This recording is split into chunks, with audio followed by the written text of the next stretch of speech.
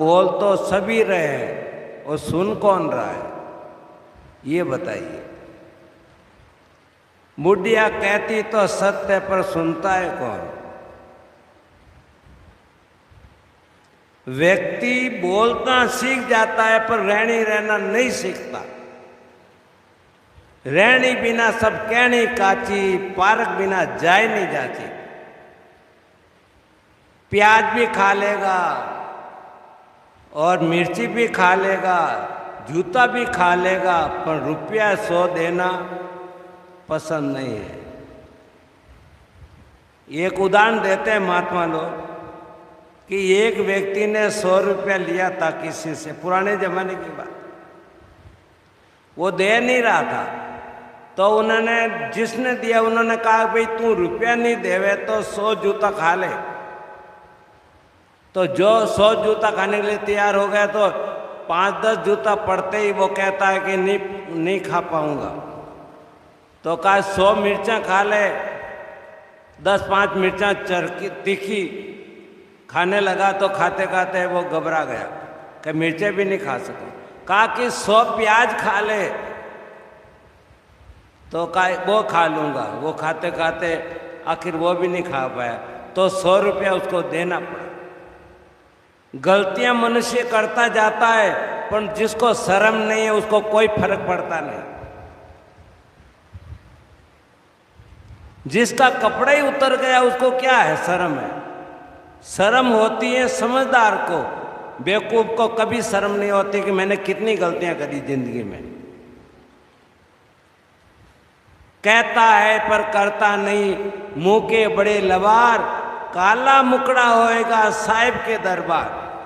महापुरुषों के इर्द गिर्द रहते हुए और सत्संग में रहते हुए और महापुरुषों के धाम में रहते हुए तीर्थ में जाने के पर भी जो नहीं सुधरता, उसका सुधरने का नाम ही नहीं मत लेना। कारण कि जो ऐसी पानी को सुन करके उसके वो पिघलता नहीं है दिल उनका, मैं क्या कर रहा हूँ, मुझे क्या करना है। वो दूसरे का दोष देखता है कि वो ऐसा है। वो कबीर साहब कहते हैं, कबीर हम सबसे बुरे, हमसे भला सब कोई, जिन ऐसा कर जानिया मित्र हमारा सोए।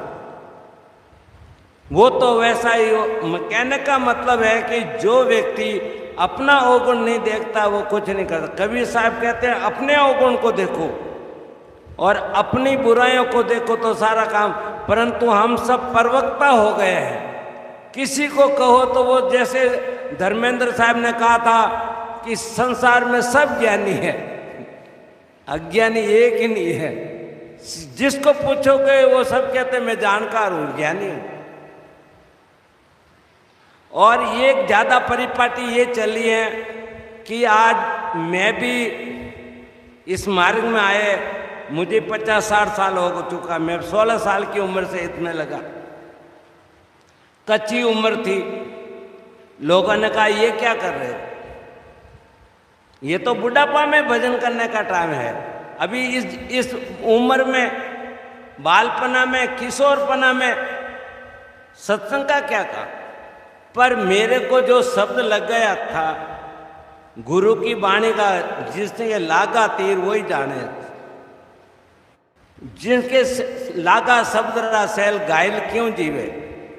तो मेरे को जब ये इस सिद्धांत की, पहले मुझे ये भी पता नहीं था कि कबीर साहब कोई दार्शनिक हैं।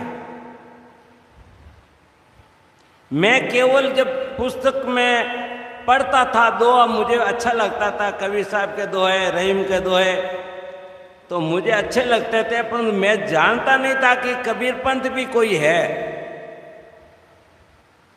आज भी हैदराबाद में बीजक का हो तो कोई नहीं जानता।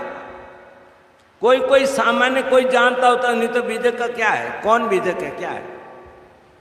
कबीर साहब को दार्शनिक है ऐसा कोई नहीं जानता। आज कहते कबीर एक कवि है, समाज सुधारक है बस। और उनके कपड़ा बुनने का काम था। 2 उनके लड़का लड़की थे, एक उनकी पत्नी थी, बस 4 छोटा परिवार था, और वो कपड़ा बुन करके बेचने जाते थे, उसी से गुजारा करते थे। अब दूसरे तरफ देखो तो दुनिया में छा गया कबीर, विदेश में छा गए कबीर कि ऐसे दार्शनिक हैं, ऐसे ज्ञानी हैं, रिसर्च चल रही है, परंतु सामान्य लोगों को पता नहीं है, क्योंकि हम प्रचार करते नहीं हैं। कबीर के नाम से खाते हैं बर, भेंट चाहिए, पूजा चाहिए, ऊंचा पद चाहिए, मठाधीश बनने की चाहना सबको लगी रहती। अगर सच्चाई से प्रचार करना चाहें तो वैसे वो क्या जो है सोनिया गांधी का जब पुत्र, क्या नाम है उसका, मैं नाम ही भूल गया, राहुल गांधी जैसे जो है पैदल चलना सीखोगे तब काम बनेगा। जब रात और दिन की नींद खत्म करोगे तब काम बनेगा। खाना पीना सोना, उसके बाद कुछ नहीं करना।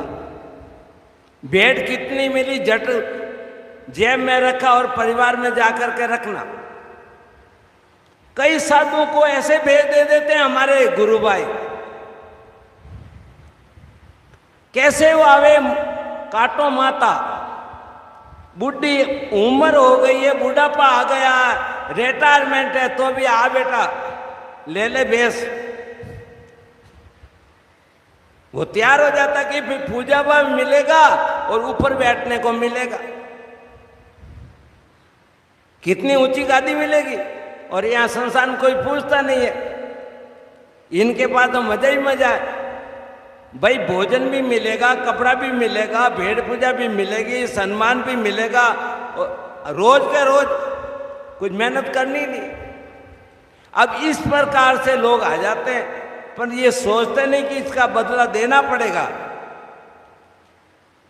इसका बदला देना पड़ता, उनको समझ में आया नहीं, क्योंकि समझ में आया नहीं है, इसलिए आगे ऐसे ही काम करते हैं।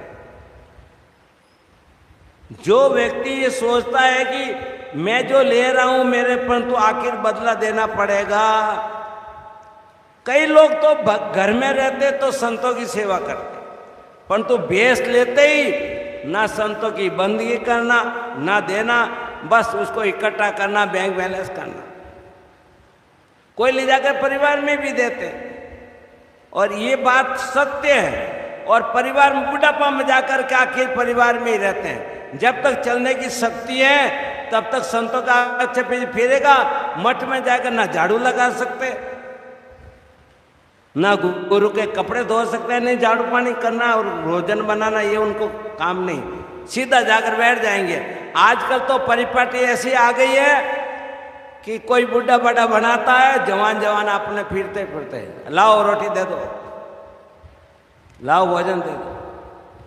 तो ये क्या है कि हमारे कबीर पंथ में जितनी थी कड़ाई हम लोगों के जमाने में, वो आज बिल्कुल नहीं है। कई आश्रमों में सारा स्त्र गिर गया है, बेच देने का स्त्र गिर गया, परंतु कौन बोले, जो बोले सो पता लगा, उसकी पिटाई हो जाएगी बोलने वाले की। अब समय भी मेरा पूरा हो जाएगा।